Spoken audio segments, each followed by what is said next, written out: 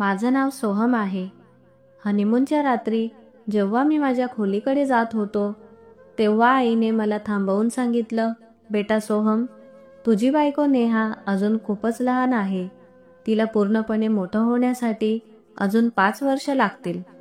त्यामुळे तू तिला हातही लावू नकोस. माझी शपथ आहे तुला. आईच्या शपथेपुढे मी काहीही बोलू शकलो नाही. खरं तर नेहा त्यावेळी अल्पवयीनच होती, पण तिचा निरागस चेहरा, तिचं हास्य, हे सगळं मला तिच्याकडे ओढून नेत होतं. एक रात्री ती झोपेत माझ्या फार जवळ आली. माणूस जगातली कोणतीही फसवणूक विसरू शकतो, पण आपल्या जवळच्या लोकांकडून झालेली फसवणूक विसरणं फार कठीण असतं, विशेषतः जेव्हा आपण त्यांच्यावर पूर्ण विश्वास ठेवतो. माझ्याही बाबतीत तसंच झालं. माझ्या स्वतःच्याच लोकांनी मला धोका दिला. जेव्हा त्या गोष्टी आठवतात तेव्हा माझं मन खूप दुखायचं. त्या दिवशी जेव्हा मी घरी आलो तेव्हा मी नेहमीप्रमाणे आईचे पाय धरून नमस्कार केला. आईने प्रेमाने डोक्यावरून हात फिरवला आणि विचारपूस केली. नंतर आम्ही बसलो आणि नेहमीसारखाच संवाद झाला. आई म्हणाली, बेटा सोहम, नेहाला त्रास देऊ नकोस. ती अजून लहान आहे, समजूतदार नाही. तिला वेळ दे. तू समजूतदार आहेस. माझं ऐकशील ना? ती या नात्याचं ओझं पेलू शकणार नाही अजून. आईचं रोजचंच हेच बोलणं होतं. रोज हे ऐकून माझं मन भरून यायचं. मी एक तरुण, समजूतदार माणूस होतो, पण आई काय अपेक्षा ठेवते हे मला कधीच समजलं नाही. एकीकडे आईने माझं लग्न नेहाशी लावून दिलं, पण दुसरीकडे तिनेच रोज तिला स्पर्शही करू नको असं सांगितलं. मला हे सगळं फार विचित्र वाटायचं. माझ्या खोलीत गेल्यावर नेहा डोकं खाली घालून बाहेर निघून गेली. मला खूप वाईट वाटलं. मी तिचा पती होतो, कोणी परका नव्हतो. तरीही ती माझ्याशी बोलत नसे. माझ्यासमोर यायलाही ती घाबरायची. हो, ती अल्पवयीन होती, पण इतकीही लहान नव्हती की 2 प्रेमाचे शब्द तिला बोलता येणार नाहीत. मी तिला वेळ द्यायला तयार होतो, पण ती पूर्णपणे दूरच राहायची.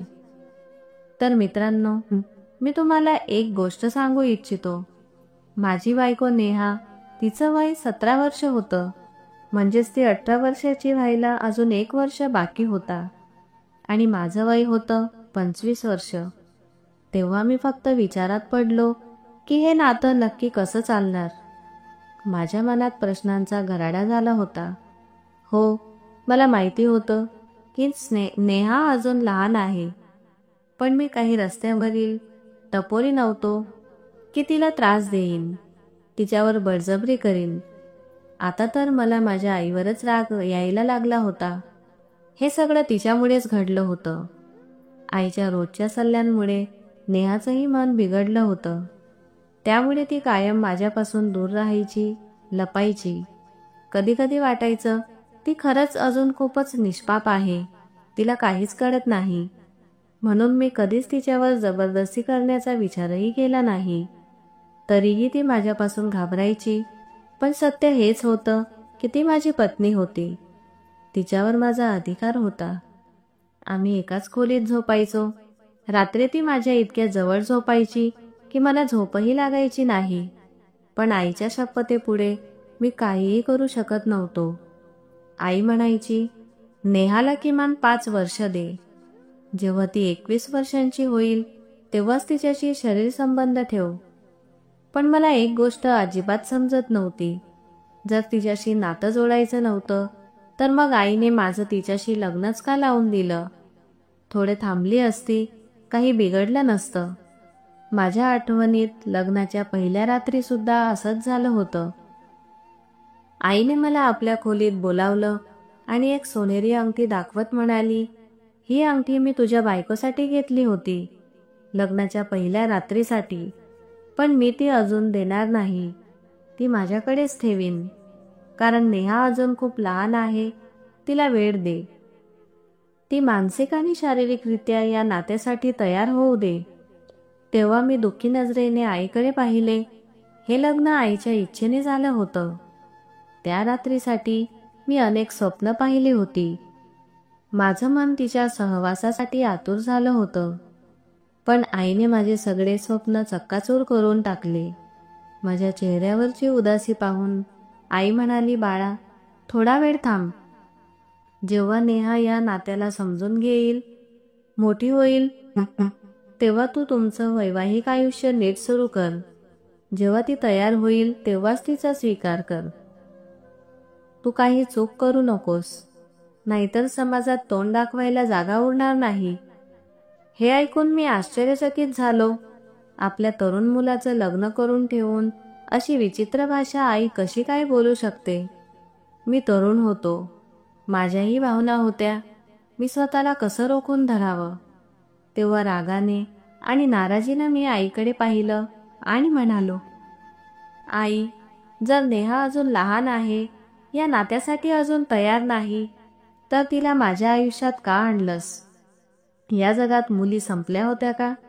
माझा राग अगदी अनावर झाला होता, कारण माझं वय लग्नासाठी योग्य होतं. मी तरुण होतो. समाजात असा कोणता तरुण नवरा असतो जो आपल्या पत्नीच्या मोठं होण्याची इतकी वर्ष वाट बघेल? माझं बोलणं ऐकून आईने नजरा चुकवत सांगितलं, बाळा, ही माझी मजबुरी होती. लग्न खूप घाईगडबडीत करावं लागलं. नेहा खूप गोंडस, निष्पाप मुलगी आहे, पण ती अनाथ आहे. तिचे भाऊ तिच्यापासून लवकर सुटका करून घ्यायची वाट पाहत होते. मी तिची आईसारखी आहे. ती माझ्या मैत्रिणीची मुलगी आहे. मी तिला असं वाटेवर कशी काय सोडू शकले असते? जर मी तुझ्याशी तिचं लग्न लावून दिलं नसतं, तर माहीत नाही तिचे भाऊ तिचं नशीब कुठं नेऊन ठेवले असते. म्हणून तिचं आयुष्य वाचवण्यासाठी मी तुझ्याशी तिचं लग्न लावलं. आईच्या तोंडून हे सत्य ऐकून मी शांत झालो, गप्प बसलो. तेव्हा आई प्रेमाने म्हणाली, सोहम, मला खात्री आहे की तू माझं ऐकशील. नेहाला अजून काही करू नकोस. तिच्यापासून थोडं अंतर ठेव. तशीही ती खूप घाबरलेली आहे. आईच्या या बोलण्याने मला खूप राग आला, पण मी काहीही न बोलताच सगळं सहन केलं. आता मला वाटायला लागलं होतं की जसं एखाद्या लहान मुलीशी लग्न करून तिला घरी आणलंय. मी खोलीत गेलो तेव्हा नेहाला पाहिलं. ती वयाने नाबालिक असली तरी दिसायला तरुण वाटत होती. कुणीही तिचं शरीर बघून असं म्हणू शकणार नव्हतं की ती अजून अपूर्ण वाढलेली आहे. ती खूप सुंदर दिसत होती आणि तिचं सौंदर्य मला तिच्याकडे खेचत होतं. खरं सांगायचं तर ती इतकी सुंदर होती की तिला पाहून माझं मन अनेकदा विचलित व्हायचं. ती पूर्णपणे माझ्याशी शोभून दिसायची. पण तरीही आईच्या शब्दांमुळे मी स्वतःला खूप आवर घातलं. तिचं सौंदर्य अक्षरशः मला वेडं करत होतं. त्यावेळी मी तिच्याजवळ बसलो. ती खरंच खूप घाबरलेली वाटत होती. मी तिला शांत करत म्हणालो, नेहा, काळजी करू नकोस. मी तुला काहीही त्रास देणार नाही. त्यामुळे माझ्यापासून घाबरण्याचं काही कारण नाही. मी तिचा हात पकडला. तिचा हात थंडगार होता. ती थरथरत होती. डोळे पाणावले होते. तिचा गुलाबी चेहरा भीतीने पांढरट पडला होता. हे सगळं पाहून मी तिला धीर दिला. नेहा, मी काहीही जबरदस्ती करणार नाही. पण तरीही मी अस्वस्थ होतो. ती माझ्यापासून घाबरत का होती हे मला समजत नव्हतं. तिच्या डोळ्यात काही वेगळीच भीती दिसत होती. मी काही जंगली नव्हतो. ती सुंदर होती, पण मीही काही कमी देखणा नव्हतो. माझं वय जास्त नव्हतं. याच मार्चमध्ये मला नोकरी लागली होती आणि अचानक आईने माझं लग्न लावून दिलं. सगळं खूपच घाईघाईत झालं होतं. माझा एक छोटा भाऊ जयेश होता. तो पुण्यात शिकत होता. आईने त्याच्याही थांबण्याची वाट पाहिली नाही. त्याचे परीक्षेचे दिवस होते आणि इकडे लग्नाची तयारी सुरू होती. मी त्याला फोन केला आणि त्याची माफी मागितली. तो शांतपणे म्हणाला, कोणतीच अडचण नाही भाऊ. मला सगळं माहीत आहे. माझीही काही कारणं होती. तू तुझं लग्न आनंदाने साजरं कर. मी पुढचं सगळं महिने बिझी आहे. तुझ्यासाठी थांबणं शक्य नव्हतं. त्याच्या या बेफिकीर उत्तराने मला थोडं वाईट वाटलं, खरं तर आम्ही दोघं भाऊ एकमेकांशी फारसे जवळचे नव्हतो, पण मला त्याच्यावर प्रेम होतं. त्याच्या अनुपस्थितीत माझ्या लग्नात काहीतरी अधुरं राहिलं होतं. लग्न व्यवस्थित पार पडलं. मला फारशी काही अडचण झाली नाही. पण आईचा सततचा सल्ला देणं, बायकोला हात लावू नकोस, ती अजून लहान आहे, हे मला अजिबात पचत नव्हतं. आई म्हणायची, नेहाची सर्व जबाबदारी घे, पण तिच्या जवळ जाऊ नको, ती अजून लहान आहे, समजत नाही तिला. पण सत्य हेच होतं. नेहा दिसायला पूर्णपणे मोठी आणि प्रौढ वाटायची. ती तिच्या वाढदिवसाला छान तयार व्हायची, माझ्यासोबत एकाच खोलीत राहायची. माहेरी आणि मैत्रिणींच्या घरी ती जात असे, पण केवळ मलाच ती तिचं प्रेम देत नसे. मी फक्त तिला पाहत राहायचो आणि मग डोक्यात आईच्या गोष्टींचा गुंता सुरू होई. त्यामुळे माझं मन चिडचिड व्हायचं. माझंही तरुण वय होतं, माझ्याही भावना होत्या. मी शांत कसा राहिलो असतो. नेहा माझ्या बेडवरच झोपायची, पण एका बाजूला. रात्रभर तिचं ते सुंदर रूप पाहून मला झोप येत नसे. मन व्हायचं सगळं विसरून तिला मिठी मारावी, पण आईच्या शब्दांनी मी स्वतःला थांबवत होतो. माझी प्रतिष्ठा तिच्या डोळ्यात टिकून राहावी म्हणून मी स्वतःवर ताबा ठेवत होतो. ही कशा लग्नाची सुरुवात होती, जिथे मला माझ्या स्वतःच्या पत्नीपासून दूर राहावं लागत होतं. यामुळे माझं ऑफिसचं कामही डोक्यात राहत नव्हतं. मला फक्त थोडासा सुकून हवा होता, घरटं, मायेचं, प्रेमाचं. माझं मन करायचं की ऑफिसमधून थकून आलो की नेहा हसत मला समोर यावी. रात्री तिच्या मिठीत माझा सारा थकवा विझून जावा. ती तयार झाली की तिचं कौतुक करावं, तिच्यासाठी गजरा, बांगड्या आणाव्यात. पण आमच्यात असं काहीच नातंच निर्माण होत नव्हतं. जरी मी तिला एखादं गिफ्ट दिलं किंवा तिचं कौतुक केलं, तरी ती इतकी घाबरायची जणू काही मी मोठा गुन्हा केलाय. तिच्या चेहऱ्यावर भयंकर भीती दिसायची आणि ती पळून जायची. हे सगळं बघून माझं मन खूप दुखायचं. शेवटी थकून मी तिला तिच्या मर्जीवर सोडून दिलं, पण मी माझ्या भावना दुर्लक्षित करू शकत नव्हतो. आम्ही एकाच खोलीत राहत होतो, एकाच बेडवर झोपायचो, त्यामुळे हे सगळं माझ्यासाठी खूप कठीण होतं. नेहा इतकी सुंदर आणि नाजूक होती की तिला पाहून कुणालाही मन वश होईल, आणि मी तर तिचा पती होतो. ती तयार होऊन समोर उभी राहायची, तेव्हा माझं लक्ष तिच्यावरून जायचं नाही. आईला माझं पाहणं लक्षात आलं. एक दिवस तिने एकांतात मला विचारलं, सोहम, ही काय बघण्याची पद्धत आहे तुझी? मी पाहते तू नेहाकडे प्रेमाने पाहतोस. तुझी नजर सांगते की तू माझा सल्ला विसरलास. आईचं बोलणं ऐकून मला स्वतःचं वागणं लाजिरवाणं वाटलं. पण आई माझं सर्वस्व होती. तिला मी काहीच बोलू शकत नव्हतो. मनात आलं, सांगावं तिला, जर नेहापासून मला दूर ठेवायचं होतं तर लग्नच का केलं आणि तिला माझ्या खोलीत का पाठवलं? स्वतःवर ताबा ठेवणं माझ्यासाठी खूप अवघड होतं, पण आई वारंवार तिचे सल्ले देत राहायची. मी नेहाकडे पाहू शकत होतो, पण तिला स्पर्श करू शकत नव्हतो. ऑफिसमधून थकून मी घरी परतायचो, तेव्हा ती किचनमध्ये काहीतरी करत असायची. खायचे झाल्यावर मी खोलीत जायचो आणि तिच्या एका नजरेसाठी तासनतास वाट पाहायचो, पण ती खोलीतच येत नसे. शेवटी तिची वाट पाहता पाहता मी झोपून जायचो. जेव्हा मी झोपी गेलो असायचो तेव्हा ती हळूच यायची आणि बेडच्या एका कोपऱ्यात झोपायची. जीवन खूप कंटाळवाणं झालं होतं, पण एक दिवस असं झालं की मला स्वतःवर नियंत्रण राहिलं नाही. झोपेत माझा हात तिच्या छातीला लागला. तेवढ्यात माझे भावनांचे बांध फुटले. हृदयाची धडधड वाढली. स्वतःला रोखणं कठीण झालं. अचानक मी तिला मिठीत ओढलं आणि स्पर्श केलं. माझ्या या स्पर्शाने ती दचकून जागी झाली. सगळं काही क्षणात घडलं. माझ्या त्या एका कृतीवर ती जोरात ओरडली, चिडली. तिचा आवाज ऐकून आई धावत माझ्या खोलीत आली. माझ्या वागण्यावर ती खूप रागवली. तुला लाज वाटत नाही का सोहम? मी कितीदा सांगितलंय तुला. नेहा अजून लहान आहे, तिला वेळ दे. पण तू तुझं तरुणपण सांभाळू शकत नाहीस. हे ऐकून माझाही संयम सुटला.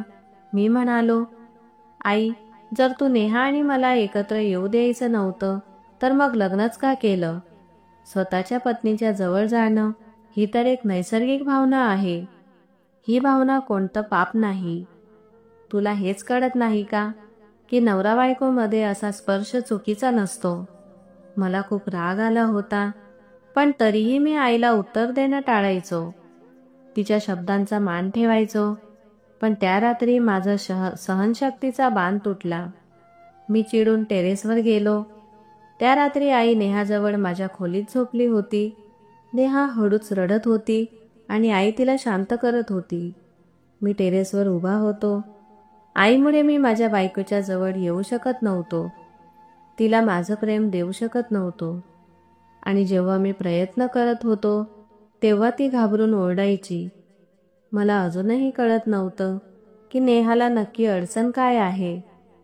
आजवर तिनं मला कधी उघडपणे काही बोललंच नव्हतं, ज्यामुळे मी तिचं मन समजू शकलो असतो.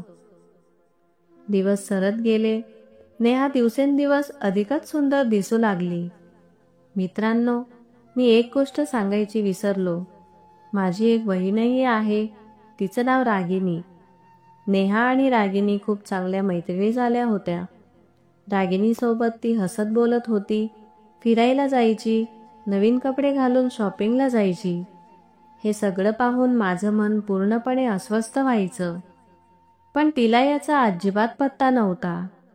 जरी काळाच्या ओघात ती थोडी माझ्याशी मोकळी झाली होती, तरी ती अजूनही अंतर ठेवून वागत होती. बहुधा तिलाही आता कळायला लागलं होतं की आई आम्हाला एकत्र येऊ देत नाही. आईचं हे वागणं मला अजिबात समजत नव्हतं. एक दिवस असं झालं की नेहाला वाटलं मी झोपलो आहे. ती खोलीत आली आणि बेडवर झोपली. तेव्हाच मी लाईट चालू केली. माझं जागं असणं पाहून ती दचकली, ताठ बसली. मी तिला शांतपणे म्हणालो, नेहा, मला तुझ्याशी एक महत्त्वाचं बोलायचं आहे. पण ती म्हणाली, मला तुमच्याशी काही बोलायचं नाही. प्लीज तुम्ही झोपा आणि मला पण झोपू द्या. तेव्हा मी तिला म्हणालो, नेहा, मला झोप लागत नाही. आपल्या लग्नाला इतके महिने झाले, पण मला तुझ्याशी 2 मिनिटं नीट बोलताही आलं नाही. ठीक आहे, आपण अजून आपलं वैवाहिक जीवन नीट सुरू केलं नाही, पण निदान तू माझ्याशी बोलू तरी शकतेस ना? माझ्याशी मैत्री तरी कर. माझं इतकं बोलणं ऐकून नेहाने माझ्याकडे पाहिलं. आता तिच्या डोळ्यात भीती नव्हती, तर एका हरणीसारखी निरागस होती. हे पाहून मी थोडा तिच्या जवळ गेलो, पण ती माझ्यापासून बाजूला सरकली. मी तिला विचारले, नेहा, तू माझ्यापासून इतकी घाबरतेस का? माझ्या या प्रश्नावर ती काहीही बोलली नाही. मग म्हणाली, प्लीज माझ्यापासून दूर राहा, माझ्या जवळ येऊ नका. मी विचारलं, अखेर का? मी तुझ्याजवळ काय येऊ नये? तुला वाटत नाही का की आपण एकत्र असावं? मला माहीत आहे, प्रत्येक पत्नीला आपल्या नवऱ्याच्या सहवासाची ओढ असते. प्रत्येक मुलीचं स्वप्न असतं की ती आपल्या नवऱ्याच्या मिठीत झोपू शकेल. तुला अशी काही इच्छा वाटत नाही का? माझं हे बोलणं ऐकून नेहा लाजली.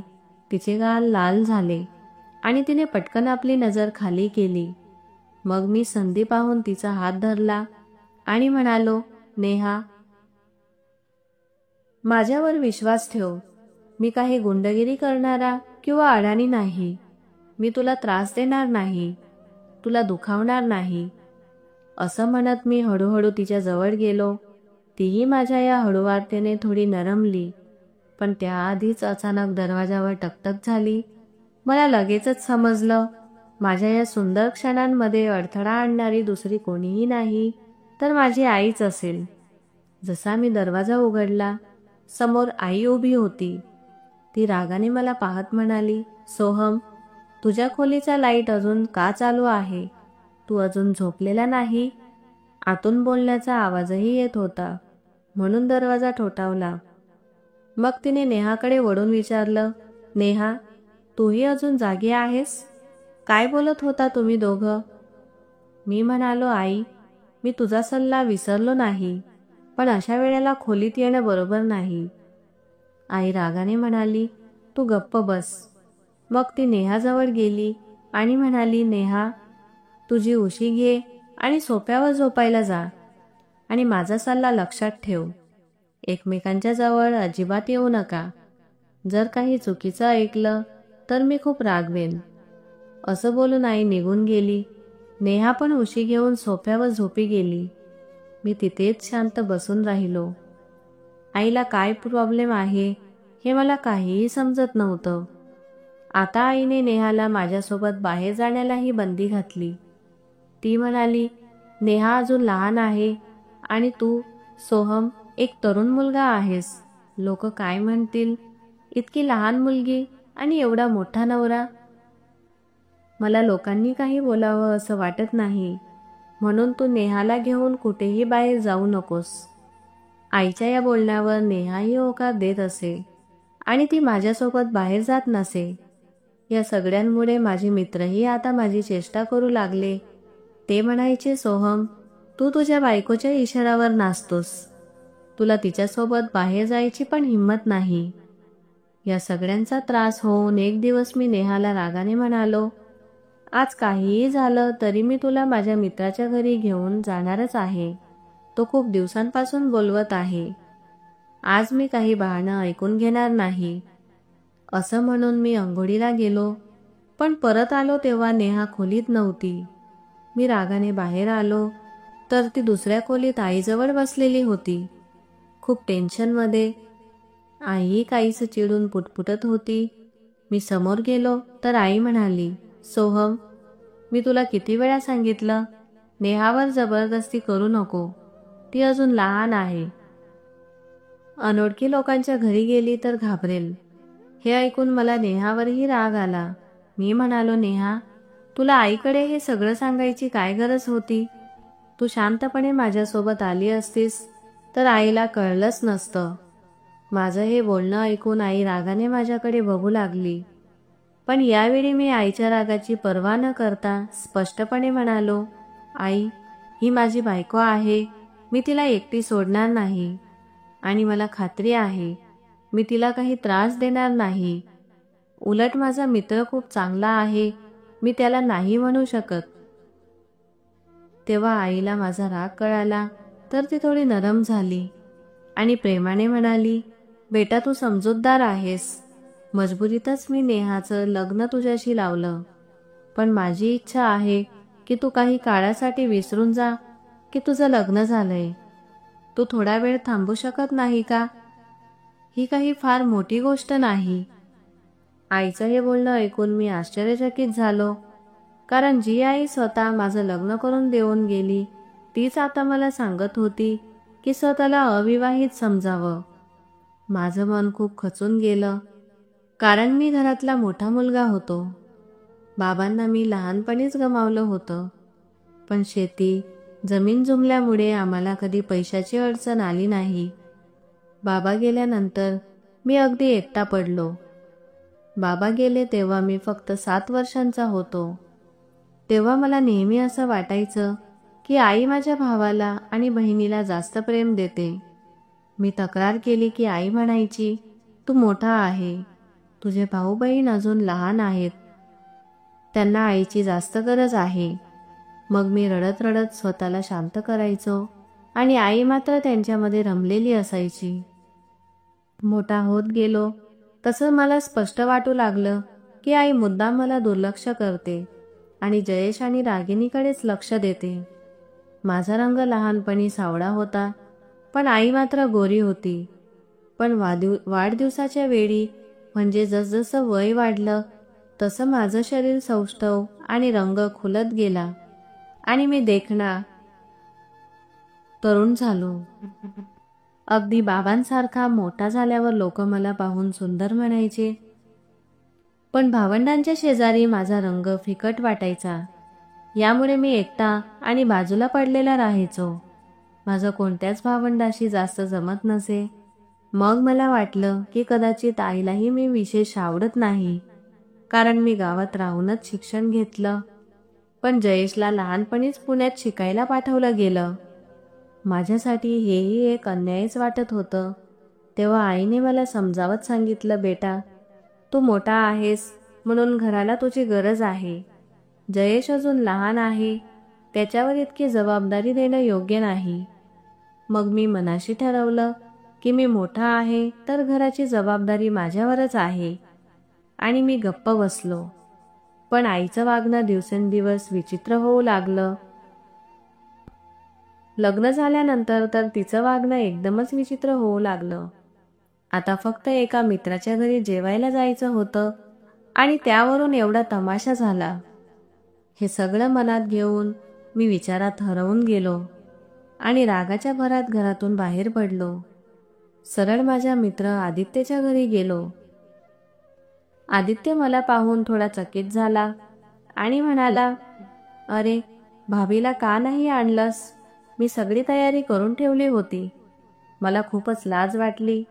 मी म्हणालो, नेहाची तब्येत बरी नाहीये, म्हणून मी एकटाच आलो.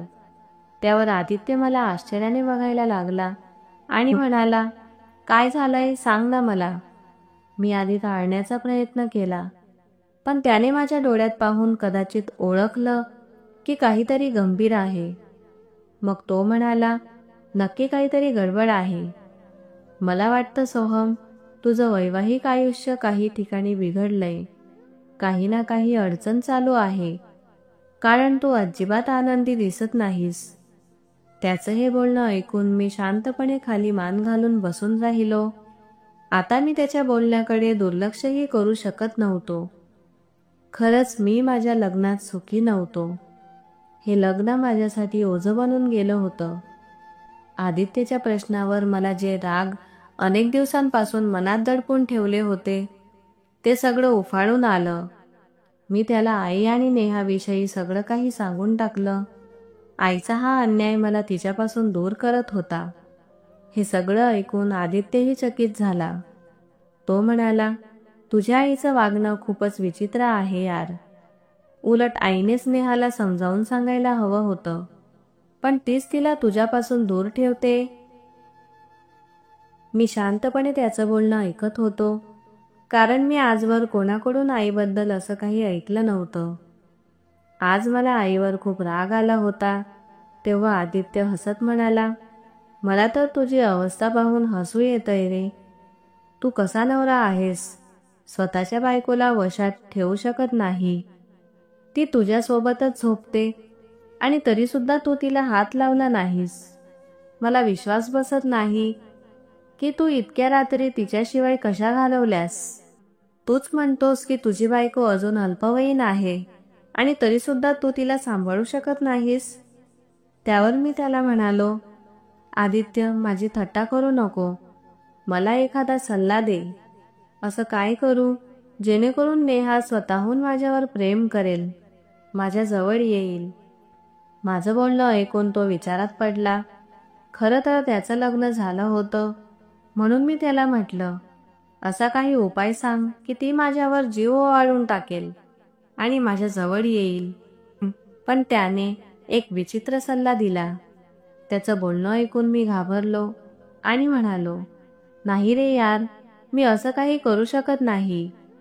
तेव्हा तो म्हणाला, जर तूच घाबरलास तर नेहा असेच नखरे करत राहील.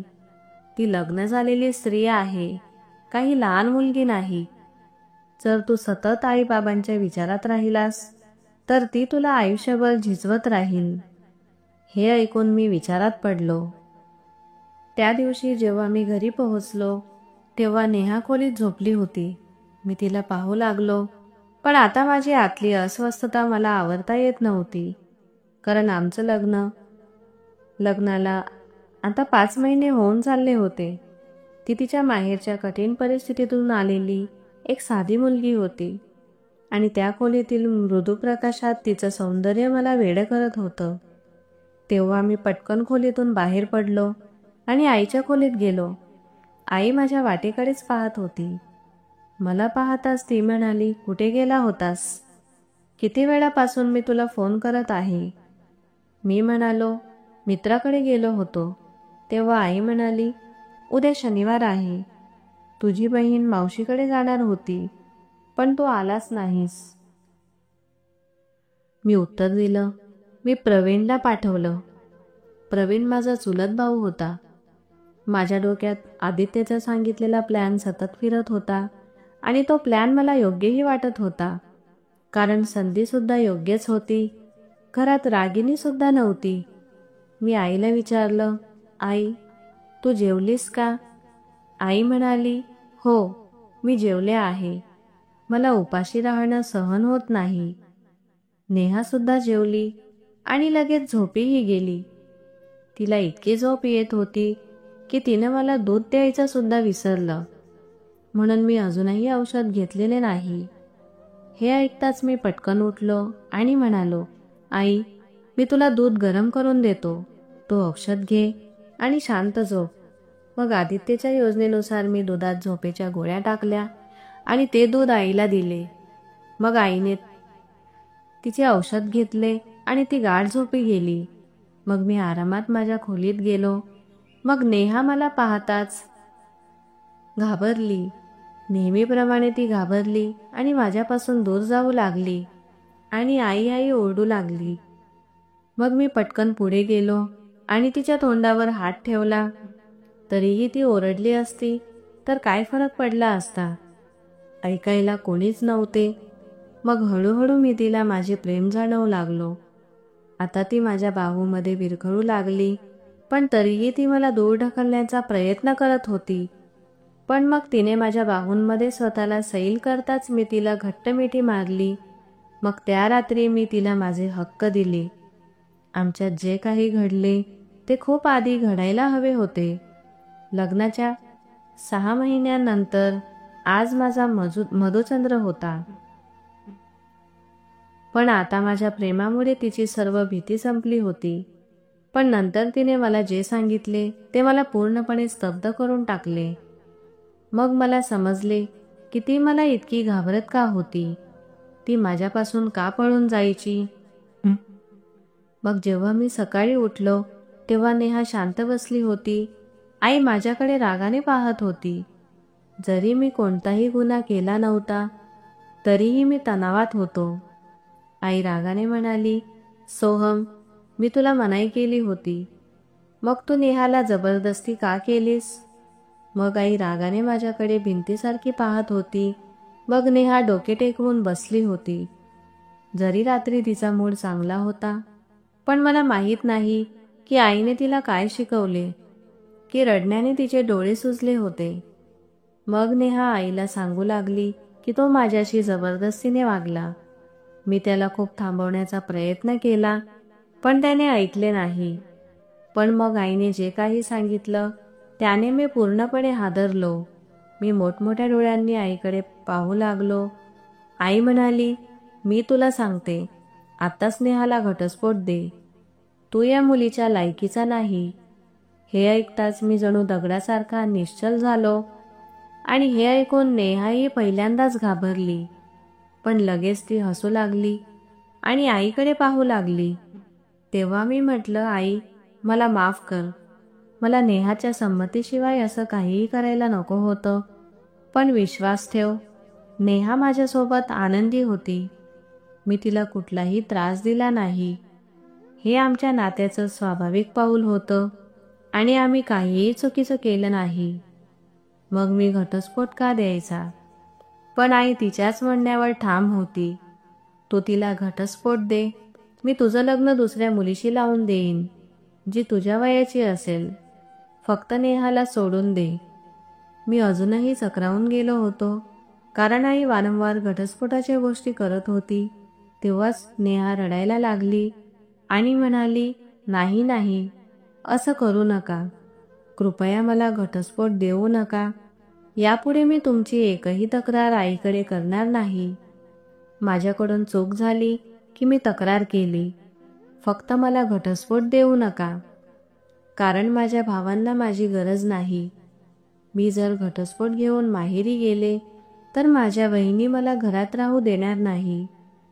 आता ती रडता रडता कधी माझ्याकडे माफी मागत होती तर कधी आईकडे विनवणी करत होती. तिच्या या आर्जवाने आईही थोडी नरम झाली आणि म्हणाली, नेहा, तुला या घरातून कोणीही हाकलणार नाही. हे सगळं ऐकून मी विचारात गढून गेलो. हात डोक्यावर ठेवून शांत बसून राहिलो. इकडे माझी बायको नेहा रडत होती आणि आई अजूनही घटस्फोटाच्या हट्टावर ठाम होती. माझं डोकंच जणू फुटायच्या अवस्थेत आलं होतं. म्हणून मी विचारात गढून घराबाहेर गेलो. कारण आता नेहा पूर्णपणे बदलली होती आणि घरात एक उदासी पसरली होती. मला खरंच भीती वाटू लागली. मन बेचैन झालं होतं. नेहानं आपलं सगळं सामान गोळा केलं आणि घराबाहेर निघू लागली. तेव्हा मी आईला थांबवून विचारलं, आई, हे काय चाललंय? आई अगदी शांतपणे म्हणाली, आता ती वेगळी राहील, तू तिला घटस्फोट दे. हे ऐकताच मला खूप राग आला. मी स्पष्टपणे सांगितलं, आई, मी नेहाला घटस्फोट देणार नाही. ती माझी पत्नी आहे. मी तिच्यासोबत राहू इच्छितो आणि तीही माझ्यासोबत राहायला तयार आहे. तिनं हे तुझ्यापुढेही सांगितलं होतं, पण आई अजूनही तिच्या हट्टावर ठाम होती आणि सतत घटस्फोटाची मागणी करत होती. मी मात्र ठामपणे नकार दिला होता. काही दिवस अशाच तणावात गेले. आई माझ्याशी याच विषयावर सतत वाद घालत होती आणि नेहा तर माझ्या समोरही येत नव्हती. ते दिवस खूप कठीण होते. माझा लहान भाऊ जयेश त्या काळात गावी आला. त्यानं हे सगळं ऐकलं आणि तोही मला समजावू लागला, अशा लहान मुलीशी लग्न केल्यामुळेच हा गोंधळ झालाय. प्रत्येक गोष्टीत एवढं मोठं नाटक का करतोस? घटस्फोट दे आणि मोकळा हो. पण मी स्पष्ट सांगितलं, शक्य असतं तर मी आधीच नेहाला घटस्फोट दिला असता, पण आता नाही. कारण आता आमचं नातं खूप मजबूत झालं आहे आणि मी स्वतः पाहिलंय की तीही घटस्फोट घेऊ इच्छित नाही. आता आई माझ्याशी नाराज होती आणि जयेश मला सतत घटस्फोट देण्याची मागणी करत होता. पण मी नेहाला घटस्फोट देण्यास नकार देतच राहिलो. तेव्हा घरच्यांनी जणू नेहाला बंदिस्त करून टाकलं. मला तिच्याशी भेटू दिलं जात नव्हतं. त्यांचं हे वागणं मला अजिबात कळत नव्हतं. घरात कोणीच माझ्या बाजूला नव्हतं. तेव्हाच मला नेहाची एक रात्र आठवली.